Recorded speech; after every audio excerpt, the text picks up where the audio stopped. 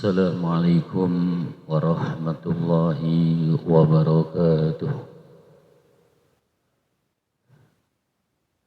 Alhamdulillahi rabbil alamin wa bihi nasta'inu ala umuri dunya waddin. Salatu wassalamu ala ashrafil anbiya'i wal mursalin sayyidina wa habibina wa syafiina maulana Muhammadin wa ala alihi wa sahbihi wa ansarihi wa junudihi ila yaumiddin, amma ba'd. Subhanaka la ilma lana illa ma 'allamtana innaka antal alimul hakim.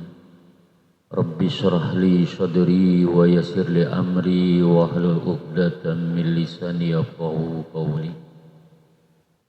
Pada bapak-bapak dan saudara-saudara hadirin jamaah Majelis Taklim malam Sabtu Masjid Jami Al-Ikhlas bersama ketua dan segenap pengurus DKM, pengurus Majelis Taklim, tokoh masyarakat dan pengurus wilayah yang insya Allah semua senantiasa dimuliakan, dirahmati dan diberkahi oleh Allah Subhanahu wa Ta'ala. Marilah sama-sama kita baca Ummul Quran Suratul Fatihah. Mudah-mudahan dengan mukjizat, karamah dan barokah surah Al-Fatihah Allah berikan kepada kita dan keluarga kita iman, Islam, ihsan yang kuat, ilmu-ilmu yang manfaat, sehat afiat, panjang umur dalam taat, dimudahkan segala urusan kita dunia dan akhirat. Allah luaskan kepada kita rizki yang halal, yang tayyib, yang berkah untuk ibadah kepada Allah. Dan Allah sampaikan kita kepada ma'rifat, husnul khotimah dan ridhonya fi dunia wal akhirah. Sekaligus Fatihah ini juga kita tujukan untuk arwah almarhum dan almarhumah, orang-orang tua kita, keluarga, sang famili, para guru, para alim ulama yang telah pulang ke rahmatullah. Mudah-mudahan semuanya selalu mendapatkan limpahan rahmat dan maghfirah, diluaskan alam kubur mereka dan dijadikan kubur mereka raudhah min riyadil jinan. Ilahi ta'ala bidilkan ya wila hadratin Nabi Muhammadin sallallahu alaihi wasallam wa alihi wa sahbihi wa azwajihi wa dzurriyyati radhiyallahu anhum ila jami'il anbiya wal mursalin wal malaikatil muqarrabin wal awliya ila arifin al muhaqqiqin wal ulama ila amilin wa syuhada'i wa salihin, khususan ila hadrati sultan awliya Syekh Muhyiddin Abdul Qadir Jailani wa ila hadrati sultan awliya Syekh Habil Hasan As-Sazili wa ila hadrati sultan awliya Syekh Bahuddin An-Naqsyabandi qaddasallahu asrarahum wila hadri syaradian Abdul Razak At-Tirmidzi wala Syekh Abdul Salam wila Syekh Hudari bin Hasan wila Haris Simba Penjalu wila Syekh Romok yang Mustaqim bin Husain wila Romok Abdul Jalil Mustaqim wila Syekh Kasbullah Al-Marzuki wila Syekh Haji Mahfuz Syafi'i wila Syekh Salahuddin Abdul Jalil Mustaqim wa usulihim wa furihim masyayim wa talimizihim wa zawjatihim manintasab ilaihim qaddasallahu asrarahum wila haris Sayyidina Hadir alaihi salam wila jami'il awliya atisatijina fi Indonesia wila jami' arwahi abaina wa ummahatin dajina wa jaddatina amamina wa amatina wa akhwalina wa khalati man haqqun alaina ولمشايخنا معلمنا وأساتذتنا وإلى جميع المسلمين والمسلمات والمؤمنين والمؤمنات الأحياء منهم والأموات شيء لله لنا ولهم الفاتحة. أعوذ بالله من الشيطان الرجيم. بسم الله الرحمن الرحيم. الحمد لله رب العالمين الرحمن الرحيم مالك يوم الدين إياك نعبد وإياك نستعين اهدنا الصراط المستقيم صراط الذين أنعمت عليهم غير المغضوب عليهم ولا الضالين. رب اغفر لنا ولوالدينا آمين. Bapak-bapak dan saudara-saudara hadirin jamaah ta'lim yang dimuliakan Allah. Kita lanjutkan kajian dan pembahasan kita masih seputar apa yang dianjurkan ketika kita menghadiri orang yang akan mati dan yang sudah mati.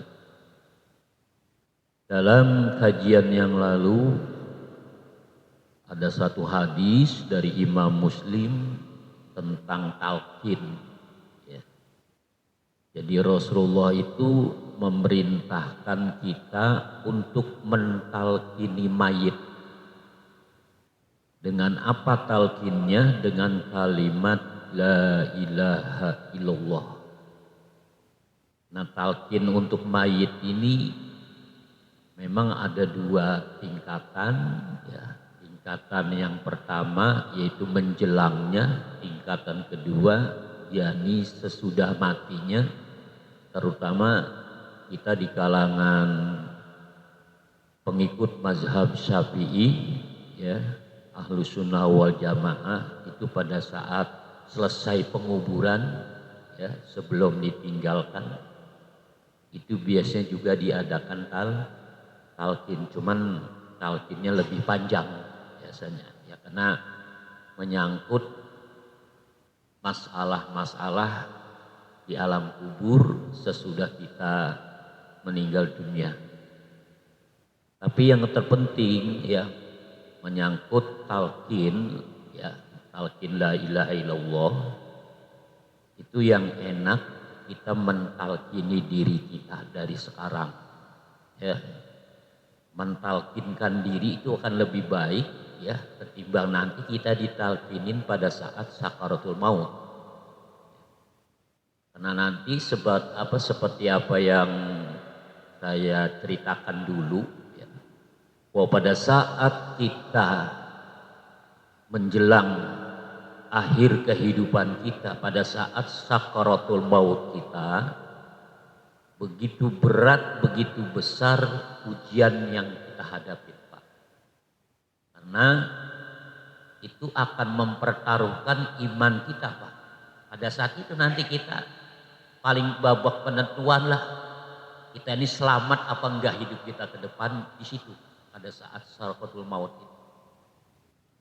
Dan ketentuan mengenai sakaratul maut kita itu atau akhir hidup kita itu baik, husnul khotimah, atau jelek, su'ul khotimah, diantaranya adalah dengan kalimat la ilaha illallah.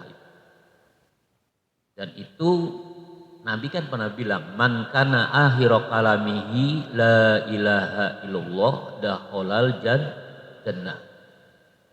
Barang siapa yang akhir ucapannya, akhir kalimat yang keluar dari mulutnya dari alam dunia ini, yaitu kalimat la ilaha illallah dakhalal jannah, maka dia masuk surga. Nah, di sini kalimat bunyinya dakhala, pakai fi'il madhi, kata kerja yang sudah lewat kejadiannya, peristiwanya sudah lewat. Tapi ini kan belum terjadi, ya, masih lama. Mestinya kan akan masuk surga. Kalimatnya mestinya bunyinya begini kalau menurut gramatika Arab aslinya, ya. Man kana akhiru kalamihi la ilaha illallah yadkhulul jannah. Yadkhulu bukan dakhala, pakai fi'il mudhari, artinya akan masuk surga. Kok pakai fi'il madhi sih ini? Nah, yang artinya kan fi'il madhi itu menjelaskan kejadian, peristiwa yang telah lewat waktunya, udah. Berarti udah masuk surga, begitu, ya. Nah, tentu kan kita juga berpikir, apa iya Nabi salah ngomongnya? Sementara ini hadisnya sahih loh. Kalau hadis sahih, apalagi udah tingkat Imam Bukhari dan Imam Muslim, itu nggak bisa dibantah. Nggak bisa dibantah. Itu udah hampir sejajar dengan Al-Quran. Boleh nggak kita membantah Al-Quran? Boleh nggak? Oh, boleh. Kita membantah atau ngingkarin isi Al-Quran. Satu huruf aja kita ingkari, alif lam mim. Kita nggak yakin alifnya umpamanya. Ya, nggak percaya sama alifnya. Paling itu lam mim doang. Kufur dia. Keluar dari Islam. Pak. Apalagi kalau udah menyangkut isinya. Baru kulitnya doang Pak. Itu Al-Quran. Saking sucinya Al-Quran itu. Nah hadis riwayat Imam Bukhari, Imam Muslim hampir seperti itu Pak. Mendekati Al-Quran dalam memberikan hujah, argumentasi tentang hukum-hukum Islam atau akidah-akidah Islam. Nah maka kita yakin Nabi nggak bakalan salah. Kalau kita meyakini Nabi salah juga keluar Pak dari Islam. Iya, Nabi salah. Keluar dari Islam orang menganggap Nabi itu salah. Ya, mau salah ngomong, mau salah tindakan, mau salah berpikir, kufur kita keluar dari Islam. Karena juga Nabi sangat suci Pak. Jadi kalau lembaran catatan yang paling suci itu Al-Quran. Kalau bentuk raga dan rohani atau ruh manusia itu Nabi Muhammad Sallallahu Alaihi Wasallam Pak. Kalau berupa benda-benda mati itu Ka'bah. Nah, coba-coba datang sana ke Mekah, Ka'bah, tawaf, dia tendang tuh Ka'bah. Dia kan nggak tahu ngapa, stres kali. Ka'bah dia tendang atau 2 pukul. Ya kan? Itu bisa kufur Pak. Saking sucinya Ka'bah. Nah, terus Allah sendiri bagaimana? Allah di atas semua itu. Maha suci. Nah, itu Allah. Ya. Nah, jadi dakhalal jannah ini untuk memberikan kepastian. Ya, fungsinya untuk memberikan kepastian. Jadi nanti dikorek ilmu balaghahnya. Jadi kalau belajar ngaji cuman sampai nahu sorof doang, gak bisa Pak. Gak bisa paham sampai lebih dalam. Harus pakai balaghah. Ya, balaghah itu nanti ada ilmu bayan, ada ilmu badinya. Islam itu ada apa di balik itu semua. Kenapa Nabi ngomongnya seperti itu? Karena Nabi tuh ngomongnya nggak sembarangan. Memang kita ceplas-ceplos aja kalau ngomong. Ya kan asal ngomong kalau kita. Iya, kalau Nabi tuh enggak. Semuanya berdasarkan wahyu Pak. Ya, berdasarkan kabar dari Allah Subhanahu wa taala. Jadi orang yang mati ya, sebelum mati dia baca kalimat la ilaha illallah itu dijamin masuk surga. Ada sahabat dalam riwayat yang lain nengkesin kalau dia pernah bunuh orang bagaimana? Ditanya gitu Nabi Pak. Dia pernah zina, pernah judi, macam lah dosa-dosa besar gitu loh Pak ya. Itu bagaimana? Nabi jawab dakhalal jannah. Pokoknya pasti masuk surga. Jangan kemudian kita biarin dia nyolong dulu. Ntar kalau mati gue baca la ilaha illallah. Gue zina. Ntar kalau gue mau mati gue baca la ilaha illallah. Yang gak semudah itu Pak. Ya, meskipun matang banget rencana kita untuk baca la ilaha illallah nanti pada saat detik-detik akhir kehidupan kita. Sementara dalam sisi lain kita masih bergumul dengan dosa-dosa besar dalam kehidupan kita sehari-hari. Itu pun nanti dengan sendirinya ya susah baca la ilaha illallahnya Pak. Jadi jangan dianggap itu orang yang bisa baca la ilaha illallah itu ya akan terjadi untuk semua orang dengan dalih bahwa semuanya bisa kita rencanakan ya kita bikin-bikin meskipun sekarang kita berbuat dosa. Karena umumnya orang yang hidupnya ya, bergumul di lembah hitam ya artinya banyak maksiat, banyak dosa. Ini umum Pak, umumnya itu susah baca la ilaha illallahnya nggak bisa. Meskipun kadang-kadang ditalkin tuh, ya ditalkin, ya ayo ikutin, nggak bisa dia, susah gitu loh Pak. Sampai ditambahin dah biar gampang dibacain Yasin, ya kan. Bahkan bukan bacaannya aja, sampai airnya dikasih, sampai 11 kom kadang-kadang. Iya, ya. Nah, itu pun susah, ya, nggak bisa juga. Kenapa? Karena memang berlatar belakang perjalanan hidupnya itu kelam, hitam. Itu jadi makanya kalau kita berharap ya supaya mati kita itu husnul khotimah dalam bentuk bisa baca la ilaha illallah, ya dari sekarang hidup kita harus terang gitu. Dan kita berjalan di atas jalan yang lurus, terang benderang. Jangan yang remeng-remeng gitu. Jangan yang samar-samar apalagi gelap. Jangan. Kenapa? Karena yang gelap itu jalan setan. Makanya ketika kita dalam kegelapan itu pasti timbulnya terasanya apa? Serem kan? Kenapa? Karena memang hawa setan Pak dalam gelap. Tapi kalau terang, nah lega ada enak kayaknya nih. Gitu kan? Iya kenapa? Karena terang itu adalah merupakan hawa kebenaran. Hawa kebaikan yang datang dari Allah.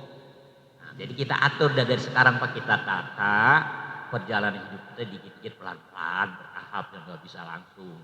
Yang tadinya dosa besarnya banyak dikerjain, turunin dikit-dikit ya. Ntar udah dosa besar selesai, tinggal dosa kecil mah ya masih mendingan, bukan berarti gampang. Ya dosa kecil juga kalau berulang-ulang jadi gede, iya dikit-dikit lama-lama jadi bukit, ya kan. Itu pun kita hilangkan. Ya. Memang susah Pak kalau untuk dosa kecil itu agak sulit menghindari. Ya, meskipun dia kiai, lagi ustad, kan apalagi yang bukan kiai bukan ustad, iya itu lebih gampang Pak terjerumus dalam perbuatan dosa kecil, itu gampang banget dah pokoknya, ya kecuali ada hifzah dari Allah. Kalau Nabi itu kan ada ismah namanya, atau maksum, kemaksuman. Kalau kita ini apa, ya para nabi, para rasul itu maksum Pak. Maksum itu artinya dijaga ketat oleh Allah.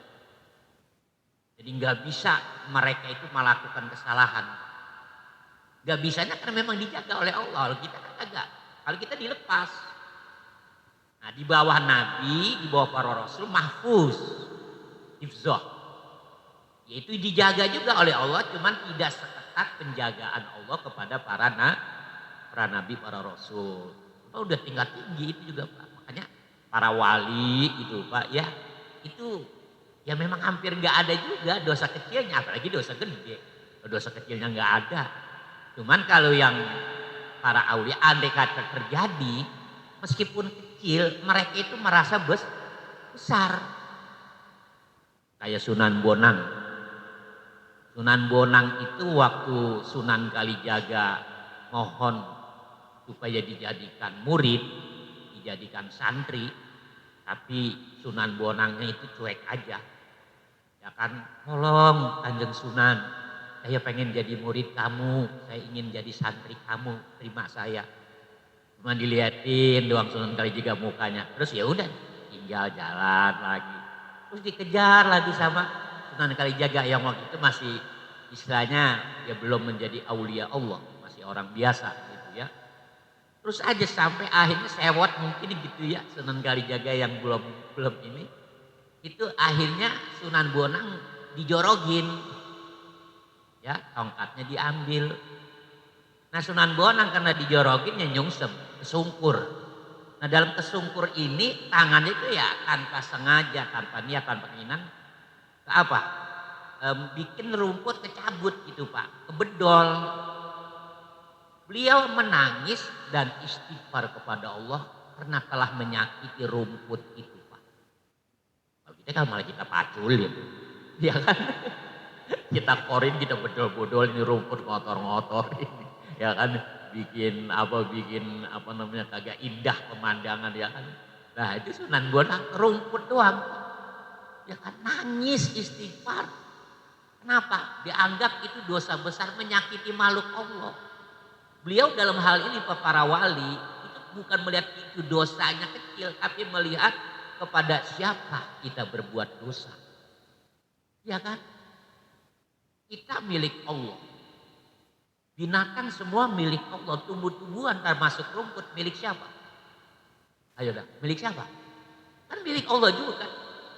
Ketika Allah bilang alhamdulillahi rabbil alamin. Rabbul alamin, Tuhan semesta alam, rumput termasuk enggak Pak?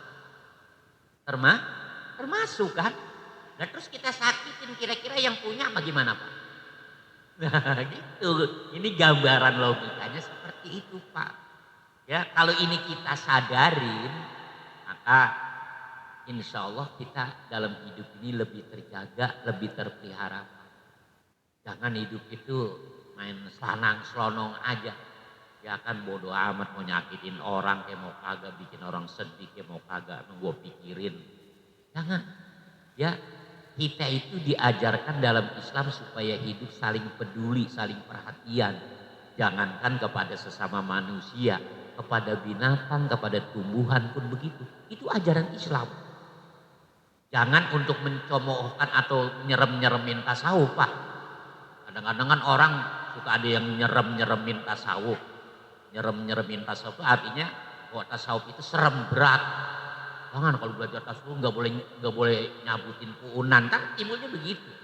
Padahal bukan ke situ permasalahannya, bukan masalah nyabut rumput haram, bukan. Tasawuf nggak ngajarin nyabut rumput haram, enggak. Cuman secara khusus pribadi, ruh para nabi, para rasul dan para wali seperti itu sangat lembut hati mereka. Lembut banget, lebih lembut dari sutra. Gitu. Orang tuh kalau yang punya jiwa lembut termasuk orang yang selamat, orang yang bahagia. Nabi itu pernah bilang di antara orang-orang yang sukses dan sangat disayang oleh Allah adalah orang yang punya jiwa pelembut. Hati yang lembut itu, gampang tersentuh. Dia melihat kucing aja ngeong-ngeong, hatinya tuh kayak dirorot. Lihat anak kucing hujan-hujan gitu Pak, ngeong-ngeong dia kayak dirorot hatinya. Langsung terpikir, kalau umpamanya manusia orang kayak begitu bagaimana? Tapi nggak jauh beda, kucing juga yang mungkin sama kan. Ya ambil ke kucing, jangan kehujanan anak kucing. Mana kemana tahu? Iya lagi belajar kok kemana. Tapi yang jelas itu ciri jiwa yang lembut tuh begitu Pak. Gak tega itu melihat orang dalam kesulitan, dalam kesusahan. Ya kan orang binatang aja juga begitu. Lihat pohonan juga begitu Pak. Ya, lihat pohonan kok sampai layu kesian banget gitu. Kepanasan yang punya ini kagak nyiram-nyiram. Ya nggak pernah disiram apa itu pohonan layu kering. Timbul nggak tega gitu. Kenapa? Itu kan makhluk hidup. Ya kan? Kecuali batu. Nah itu Pak ya. Sentuhan-sentuhan kelembutan jiwa para aulia, para kekasih Allah sampai ke sana. Nah kalau kita ini sesama kita aja pada ribut mulu, pada berantem mulu, ya kan bapaknya sama, emaknya sama, berantem.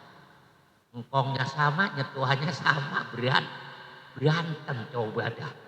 Ya enggak? Ya enggak? Itu makanya kita jangan. Ya kita jaga semua. Ini ajaran Islam loh Pak, bukan ajaran tasawuf. Ya, ntar kalau bilang ajaran tasawuf, nggak mau belajar tasawuf susah, berat, beginilah begitu. Itu ajaran Al-Quran, ajaran Islam. Mau ditinggal, nggak mau gue jadi orang Islam, berat begitu. Ya nggak mau kan, dia begitu orang tasawuf itu ajaran Islam. Fikih ajaran Islam, tauhid ajaran Islam. Itu semuanya itu ajaran Islam Pak. Nah kalau kemudian kita mau berat berusaha jangan. Itu sama aja kita merendahkan Islam dan hukum merendahkan Islam apa? Kafir keluar lagi dari Islam Pak. Makanya hati-hati dah Pak. Apalagi zaman sekarang ini banyak orang keluar dari agama Islam tapi dia nggak tahu, nggak ngerti. Ya dulu pernah kita kaji itu ya dalam kitab Sulam Taufik. Ya kitab Sulam Taufik di sana salah satu materi kajian itu isinya menjabarkan tentang orang-orang hal-hal yang menyebabkan orang keluar dari Islam. Ya di zaman ini, di zaman pengarang, ya kan udah banyak orang yang keluar dari Islam tanpa dia sadarin. Ya terus masih sholat, masih puasa Ramadan, masih haji, masih umroh Pak. Tapi sebetulnya dia udah bukan orang Islam. Kenapa? Itu tadi ada anggapan-anggapan begitu. Ya anggapan tadi, wah jangan belajar ilmu ini, kan ini berat. Ngapain makrifat, ngapain hakikat, itu bukan ajaran Islam. Apa? Ngomong apa? Tapi kiai yang ngomong, bukan kiai kalau begitu. Iya, kalau kiai jelek-jelekin tasawuf, jelek-jelekin toriko, jelek-jelekin ilmu makrifat, hakikat itu bukan kiai Pak. andai kata kiai itu kiai gadungan. Iya, yang namanya kiai itu justru harus paham itu. Gak paham bukan kiai. Ustadz juga sama. Ustadz harus paham sampai ke situ. Kalau nggak paham bukan ustadz, berarti ustadz-ustadzan. Ini bukan saya ngeremehin orang, bukan ini ngomong saya secara umum. Ya, dan bukan pengen jor-joran menganggap diri, enggak. Ya, ini saya menyampaikan yang hak. Karena Nabi pesannya kulil hak walau kana murad. Sampaikan yang benar meskipun pahit. Terserah Bapak mau nuduh apa sama saya, menganggap apa terserah. Yang penting yang sampai ini adalah kebenaran. Jadi kalau masalah tasawuf, toriko, makrifat, hakikat dicela, dihina, diremehkan, ya meskipun dia kiai, justru orang itu menunjukkan bahwa dia bukan seorang kiai. Ustadz pun sama, ya sama. Habib pun sama kalau dia ngomongnya ngaco. Iya. Orang itu dimensi Islam paling utama kok dicela-cela. Iya, dihina ngapain sholat? Dia akan mencela-cela gituan. Iya, gak usah cela-cela gitu sama Bapak nih kita semua ya. Kita rajin ngaji, rajin sholat, rajin ke masjid, rajin bangun malam, rajin tadarus, rajin yasinan, tabarokan, wakiahan, maulid, rajaban, apa semua. Kita masih ada apa? Hati yang nggak beres kepada tetangga itu semuanya bisa ditolak loh Pak. Hati ada suujon gitu ya, sama tetangga, sama saudara, sama keluarga, sama teman. Itu rusak semuanya ibadah. Apalagi tadi menghina pokok ajaran Islam ya, tasawuf, thariqah, makrifat, hakikat itu diremehin. Wah, bukan percuma lagi malah menjadi dosa yang sangat besar. Pak. Ini sisi lain Pak yang perlu kita rabah ya. Selama ini kita kan sering kali kadang-kadang terjebak. Kalau udah rajin sholat, rajin ngaji, rajin baca sholawat, rajin yasinan, udah merasa wah. Merasa apa? Wah terhadap dirinya. Apa itu namanya? Ujub Pak. Itu Sayyidina Ali sampai pernah pesan salah satu bikin manusia celaka adalah ujub Pak. Dia menganggap dirinya itu udah hebat. Udah bisa, udah ngerti. Udah segala-galanya Pak. Orang lain itu apa? Nah itu ujub Pak. Dia sangat halus. Lebih halus dari bergeraknya virus Pak. Kalau saya bilang semut mungkin itu bakteri. Ya. Atau apa namanya yang lain gitu ya, itu ria tuh. Kayak ria itu seperti bergeraknya semut Pak. Ria, halus Pak ria itu. Jangan dianggap ria itu gampang. Lillahi ta'ala, wa ikhlas. Enggak seperti itu. Ya, sama juga dengan ujub gitu Pak. Emang gampang orang menganggap apa merasa enggak ujub. Kadang-kadang adoib, al-fakir, itu kan ada kan. Pernah gak dengar ada orang pembawa acara, Ustadz, Mubalik, Habib, saya sebelum saya akhiri dengan salam, saya sebagai hamba Allah yang takir, mohon dibuat pintu maaf. Kalimat-kalimat yang takir atau al-fakir, oh berarti dia rendah hati. Belum juga Pak. Bisa jadi orang ngomong gitu adalah sebuah kesombongan. Hati-hati gitu ya. Proses al-fakir maaf ya saya ini orang lemah, saya ini orang bodoh. Wah rendah hati banget ya. Padahal itu bukan rendah hati Pak. Itu bisa jadi kesombongan. Loh begitu ya. Ya inilah Pak. Kita harus benar-benar teliti dah untuk diri kita dan ibadah yang kita jalanin. Gitu loh ya. Makanya ngaji kayak gini ini sangat penting Pak. Ini kalau kita nggak ajiin kita nggak beres semua nanti di akhirat. Di kuburan nggak beres. Gitu ya. Jangan aman Pak. Ya. Jadi banyak yang perlu kita periksa lagi dalam diri kita, dalam hidup kita, dalam ibadah kita, amal kita. Itu jangan kita merasa wah, gue udah banyak sumbangan jasa di masjid. Jangan. Ya kan ada rasa begitu jangan. Ya itu masjid kalau nggak ada gua, oh ngapain? Ya kan. Meskipun adanya wah, saya nggak ada jasa saya di masjid ini. Juga ntar dulu. Ngomong begitu juga belum tentu benar. Iya, kenapa? Bisa jadi itu juga sebuah kesombongan. Terus yang benar udah gak usah ngomong apa-apa. Ya, artinya gak usah ngomong-ngomong kalau nggak ada gua di masjid. Atau ngomong, ya saya emang gak punya jasa di masjid. Juga nggak usah. Lepas aja dua-duanya. Ya biasa-biasa ke masjid aja. Kumpul-kumpul aja.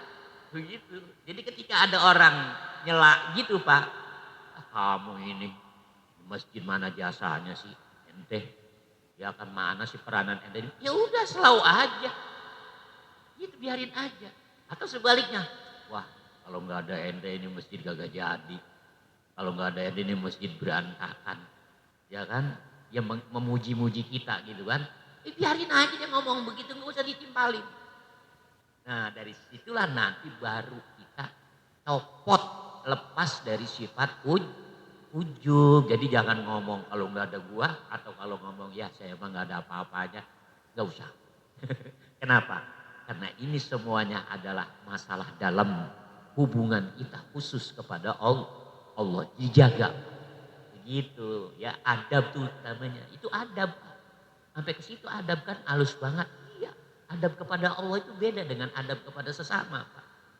Kalau adab kepada sesama paling sebatas orang itu di depan kita, di belakang kita. Ya kan ketika ada dia baru dia pura-pura kalem, begitu dia pergi, wah lagu-lagunya. Ya ibaratnya kayak apa? Malu-malu kucing. Malu-malu kucing. Nah kalau Allah kan gak dibatasin ruang dan waktu. Ya Pak ya. Allah itu akan selalu memantau dan monitor kita sepanjang waktu luar dan dalam kita. Nah, untuk supaya bisa ke sana, ya diri kita harus ditalkin gitu loh Pak. Nah, ini lari ke situ. La ilaha illallah. La ilaha illallahnya itu dilazimkan, dimulazamahkan, dimudawamahkan, diistiqomahkan. Jangan kita itu la ilaha illallahnya cuman ya cari-cari atau pada waktu-waktu tertentu selamatan gitu ya. Puluhan, tahlilan, cuman gitu-gitu doang la ilaha illallah ya kagak bisa. Ya, jadi harus dimantepin. Kenapa? Kalimat la ilaha itu dahsyatnya Pak, dunia akhirat. Di dunia ini menghilangkan ya segala daki-daki kotoran yang nempel di hati kita. Kayak tadi tuh ujub, ria, dengki, suujon sama orang, ya. Itu semuanya nanti bisa hilang dengan la ilaha illallah. Kalau la ilaha illallahnya bener.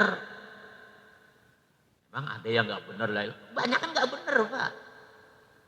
Gitu loh. Orang kalau dari la ilaha illallahnya nggak bener, udah nggak bener semua kesananya Pak. Ya, karena itu awal dan akhir. Pintu surga, pintu gerbangnya yang tertulis itu la ilaha illallah. Iya tuh.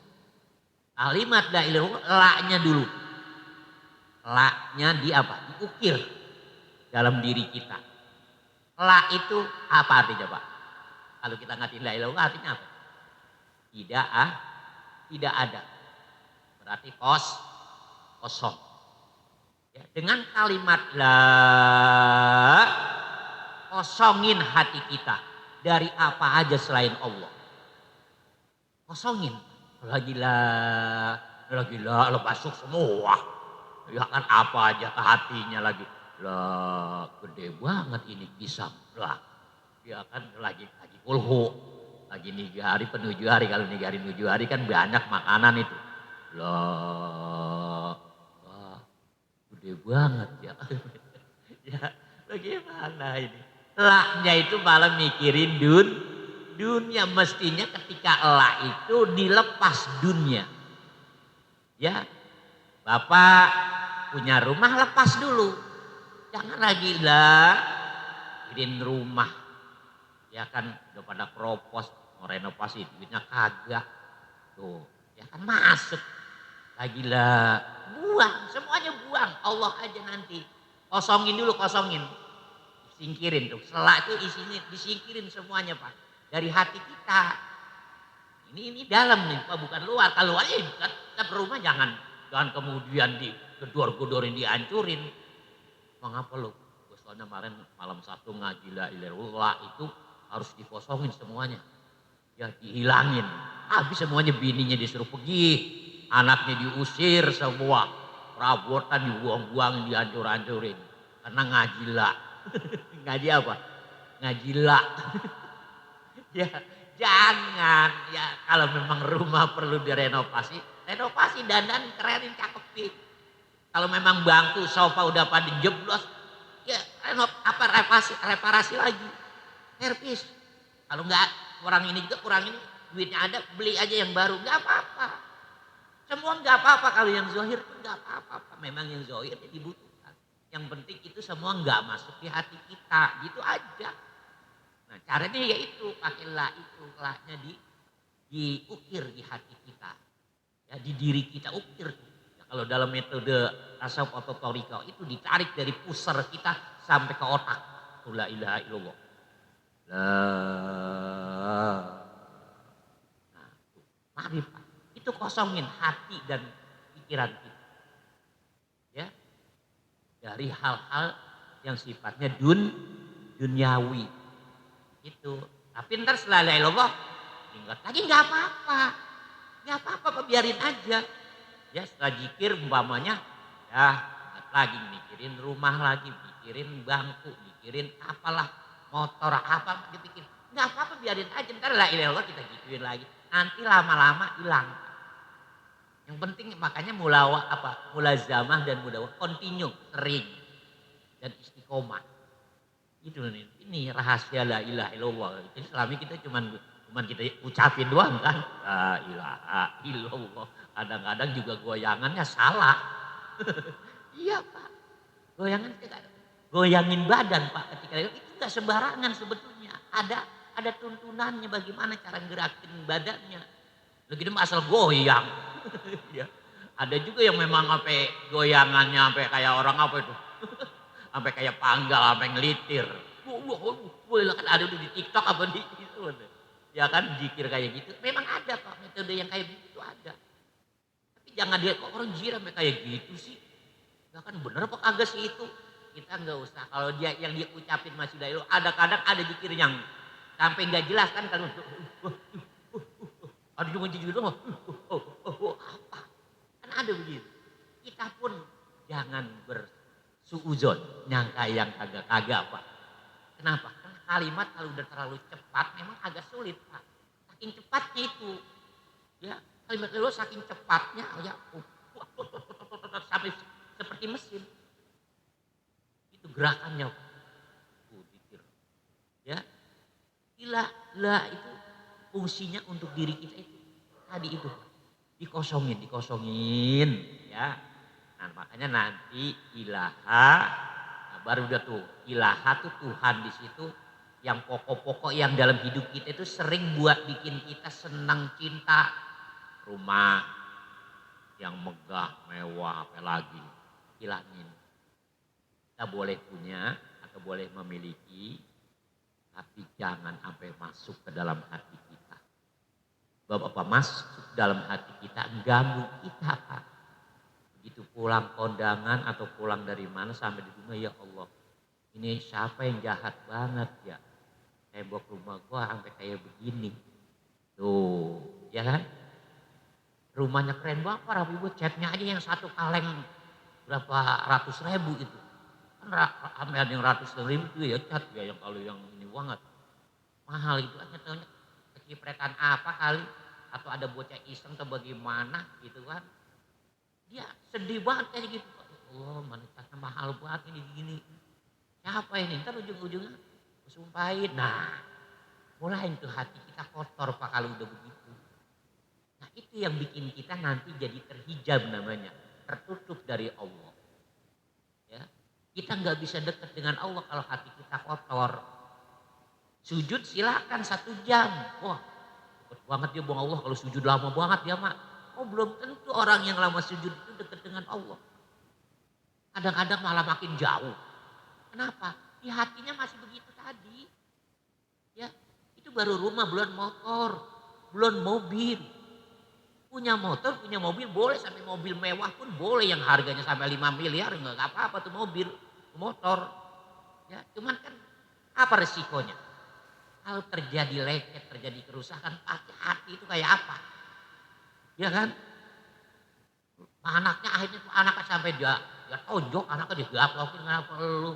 Motor bapak main bawa-bawa aja, main pakai-pakai aja terbalik. Hanya begini kan, ini motor miliaran tahu. Wah anak dituding-tuding coba.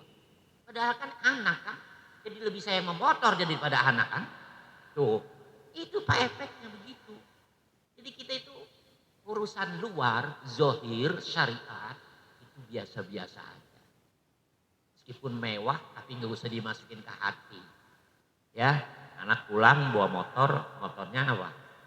Ya rusak lah pokoknya, akibat terbalik atau tabrak atau bagaimana. Pak, anak sih udah gemeteran, udah tahu, udah pucat, pati gua digaplok, gua bapak gua ada ini. Iya kan, Pak, ini motor lihat sama bapaknya. Udah nggak apa-apa timbang motor, yang penting kamunya selamat, nggak apa-apa. Nah itu baru bener. Berarti tuh orang tua apa? Kita tuh namanya nggak kemasukan motor namanya Pak. Bukan kemasukan setan. Kemasukan setan kita bahaya nggak Pak? Tapi banyak kita yang nggak sadar. Ada yang lebih bahaya dari kemasukan setan. Apa? Kemasukan motor, kemasukan mobil, ya kan, kemasukan cewek. Kemasukan apa lagi? Jabatan apa aja, ya kan? Iya, itu Pak. Jangan sampai orang kalau kemasukan setan dengan cepat kita yang dekat dia ambil air, bacain Fatihah, Al-Ikhlas, Al-Falaq, An-Nas, dipretin. Keluar setannya insya Allah. Kita bacain ayat kursi. Tapi kalau kemasukan motor, kemasukan mobil, apalagi kemasukan cewek, bacain dah ya, ayat kursi. Kira-kira bisa nggak? Agak bisa, yang ada kita dikemplang sama dia. Emang gua apa lu bacain ayat kursi? Sampai lu cipret-cipretin. Ya kan? Gak terima Pak. Itu bahayanya di situ. Jadi ribet Pak penanganannya. Ya kan? Nah, makanya kita bentengi diri kita dengan la ilaha illallah. Terus sampai Nabi kan makanya pernah pesan Nabi sama sahabat. Sahabat itu kan level mereka tertinggi Pak daripada umat Islam dalam segi keimanan. Mereka tertinggi, sahabat itu pokoknya iman kita dibandingkan dengan iman sahabat nggak ada apa-apanya Pak. Tapi Nabi pernah pesan sama para sahabat, lakinu, hasinu, jagalah atau perbaikilah diri kalian. Jaga, pelihara, lindungilah diri kalian. Jadidu imanakum. Nah ini hadisnya. Ya, Nabi pesen banget sama sahabat, jadidu imanakum, perkuat, perkokoh, rapiin, beresin iman kalian. Beresin. Para sahabat tanya, kaifa nujaddidu imanana? Ya Rasulullah, bagaimana caranya memperbaiki iman kami, rapiin iman kami, ngencengin iman kami, bagaimana? Apa Nabi bilang? Aksiru min qauli la ilaha illallah. Banyakin baca la ilaha illallah. Itu doang Pak. Untuk jaga iman kita itu. Ya, bukan menjauhi orang, bukan. Ya. Tapi baca la ilallah yang banyak. Kadang-kadang orang ada yang istilahnya nggak mau bersosialisasi dalam masyarakat, yang menutup dirilah istilahnya dengan alasan takut dosa, takut maksiat, takut nggak usah itu. Ya atau pergi ke hutan, apa di sono? Ya kan gue nggak mau bergaul di luar, kenapa? Udah rusak, orang banyak maksiat, gue takut nanti ikut-ikutan, biarin gue di hutan. Nah, iya kalau hutannya nggak ada binatang buas, nggak ada binatang buas, ya kan iman kuat, kagak dicaplok sama macan, ya kan? Iya. Nah makanya yang paling efektif itu tadi ajaran Nabi dengan la ilaha illallah. Meskipun sekeliling kita semuanya udah rusak, kita nggak apa-apa. Bahkan seperti ikan di lautan, meskipun air laut itu sudah asin sepenuhnya, tapi ikan di lautan itu nggak bakalan asin sepanjang dia masih hidup, kecuali ikannya mati. Nah, terus kita pakai garam rendem baru asin. Ya kan kalau ikannya masih hidup aja Bapak nggak bakalan asin, meskipun air lautnya asin. Ya itu artinya apa? Kalau iman kita masih kencang aja, masih kuat aja Pak di dalam dunia ini, dalam kehidupan bermasyarakat. Kanan mabok, sebelah kiri narkoba, depan berzina, belakang suka begal, nyolong dan sebagainya. Semua udah rusak. Tapi karena dia hidup dengan imannya yang kuat, nggak apa-apa. Selamat Pak, nggak ikut-ikutan. Tapi kalau yang imannya lembek, apalagi kosong dari iman, ya Allah, depan belakang sekeliling masjid, bahkan udah agak jauhan dari masjid nyebrang banyak yang ngaji, nggak tertarik Pak, nggak tertarik, mau ngapain sih ke masjid tiap malam Sabtu? Gue dengerin tuh lewat toa speaker, ada yang lagi ngomel aja speaker, orang lagi marahin dibilang ngomel. Itu kenapa begitu? Ya karena itu tadi Pak, dia mati, orang itu mati apanya? Dirinya, karena imannya kosong atau imannya lemah. Gitu Pak. Jadi nggak terpengaruh kalau kitanya udah punya iman kuat. Nah, apapun yang ada di sekeliling kita itu nggak mempengaruhi diri kita. Kita tetap di atas jalan Allah. Itu yang penting sekarang kita tanamkan. Karena kita juga, ya memang boleh-boleh aja Bapak menutup diri, nggak keluar-keluar kecuali kerja. Meskipun libur nih dia nggak keluar, di rumah aja ngapain, nggak tetangga ya enggak, tertutup aja. Karena takut ke bawah arus atau takut beginilah takut itu. Ya silakan nggak apa-apa. Cuman kan kayak gini Pak, Nabi dan Rasul dah. Nabi dan Rasul derajatnya tinggian mana Pak? Nabi apa Rasul? Rasul. Kenapa? Kenapa? Derajat Rasul lebih tinggi dari Nabi. Makanya Rasul itu lebih sedikit Pak dibandingkan para Nabi. Kenapa? Karena para Rasul harus bergaul dan bergumul kepada manusia. Kalau Nabi tertutup Pak. Nabi itu rata-rata menutup diri Pak. Terbuka ya kalau penting-penting aja baru. Kalau enggak ya enggak. Itu kalau dia mau enggak ya enggak ada masalah. Itu banyak kalau wahyu yang turun kepada Nabi, amalin, udah. Disamen mau kagak, urusan dia sendiri dah. Tapi kalau Rasul dapat wahyu dari Allah, buat dirinya dan juga buat umat santai. Mau nggak mau kan bergaul kan. Makanya lihat Nabi bergaul kan. Dimusuhin, takolin, dipitnah ini, dipitnah. Nggak apa-apa. Justru dengan begitu derajat makin tinggi begitu loh Pak. Makin banyak tantangan, derajat kita makin naik. Gitu. Kalau yang melempem aja di rumah nggak terpengaruh, ya wajar lah nggak terpengaruh, orang dia di rumah aja, iya kan? Terus begitu. Tapi itu si anu hebat, bergaul di masyarakat, bahkan kepada penjudi dia berteman. Baik dia sama penjudi. Kadang-kadang penjudi ditraktirin bakso, penjudi ditraktirin bakso, eder nih orang, iya kan? Orang main apa suka narkoba, bahkan kadang-kadang dia kasih duitnya. Tapi di balik itu semua dia ada siasat dakwah untuk mendekati penjudi lewat dia punya uang. Dia traktirin. Nah lama-lama akrab. Nah ketika akrab itulah orang biasanya gampang digayat Pak. Gampang nggak? Gampang kalau udah akrab mah Pak. Nah udah ngobrol, pokoknya bergumul lah begitu. Tinggal gini doang, kita udah makan bakso, udah traktirin kali itu. Sekarang kita mulai dikit-dikit kurangin main judi. Oh gitu ya, ya udahlah. Pasti dia mau Pak, kenapa udah akrab. Tapi kalau kenal kagak, apakah tahu orang lagi main judi digeprakin sama dia. Lah yang ada bonyok Pak dia. Dia dikeroyok sama penjudi, ini bisa perlu di sini. Oh gitu Pak. Meskipun kita berpakaian gaya sunan lah umpamanya, pakai udeng-udeng. Doakan gue ini haram. Gak terima apa yang ada, kita dipentungin sama dia. Siapa lu? Lu Nabi, lu Rasul. Emang lu udah pasti surga? Nyap-nyap ngomel-ngomel, marah-marah. Tapi kalau kita deketin dulu, kita traktirin sampai akrab, ngobrol apa sering, pasti lama-lama dia akan bisa melepaskan atau meninggalkan judinya. Dengan cara kita.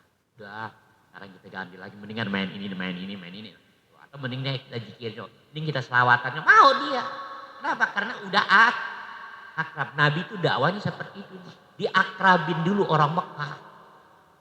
Gitu ya. Ya makanya kan Nabi diproses kan menjadi Rasul setelah 40 tahun. 40 tahun setelah Nabi sendiri juga udah matang lah istilahnya. Begitu baru. Gak langsung tabrak sono. Istilah sekarang tuh yang kelompok ekstrim tuh Pak. Bom sini, bom sono. Ini haram, ini bid'ah, ini sesat. Apa-apaan dakwah kayak begitu. Ya kan baru seminggu di Pulau Gebang ngomongnya udah.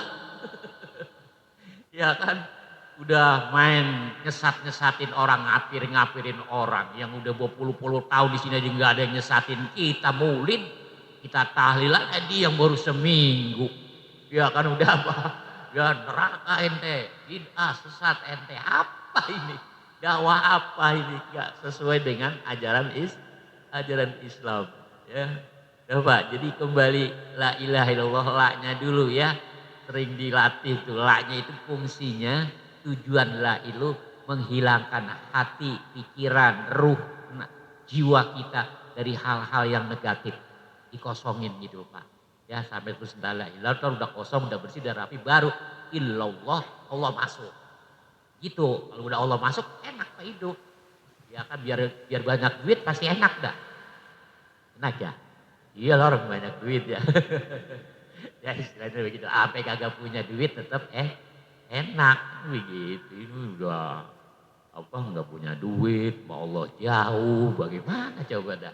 Kita paling kagak dekat sama Allah itu enak gitu Pak. Iya. Ya demikian dulu kajian kita malam hari ini ya tentang la ilaha illallah. Insyaallah nanti kita lanjutkan. Mudah-mudahan Allah berikan kepahaman pada kita semua dan sehingga kita diberi jalan ya untuk bisa la ilaha illallahkan diri kita. Ya. Al-Fatihah. A'udzubillahi minasyaitonirrajim. Bismillahirrahmanirrahim. Alhamdulillahirabbil alamin arrahmanir rahim maliki yaumiddin. Iyyaka na'budu wa iyyaka nasta'in shiratal mustaqim shiratal ladzina an'amta 'alaihim ghairil maghdubi 'alaihim waladdallin. Ilahul karim antal karim. Bismillahirrahmanirrahim. Alhamdulillahirabbil alamin. Allahumma shalli ala sayyidina Muhammad wa ala ali sayyidina Muhammad. Rabbana zidna 'ilman nafi'a warzuqna fahman kamila. Allahumma arinal haqqa haqqan warzuqna tibaa wa arinal batila batilan warzuqna tinabah. Rabbana atina fid dunya hasanah wa fil akhirati hasanah wa qina azabannar. Wa sallallahu ala sayyidina Muhammadin wa ala alihi wa sahbihi wa sallam. Walhamdulillahirabbil alamin. Assalamualaikum warahmatullahi wabarakatuh.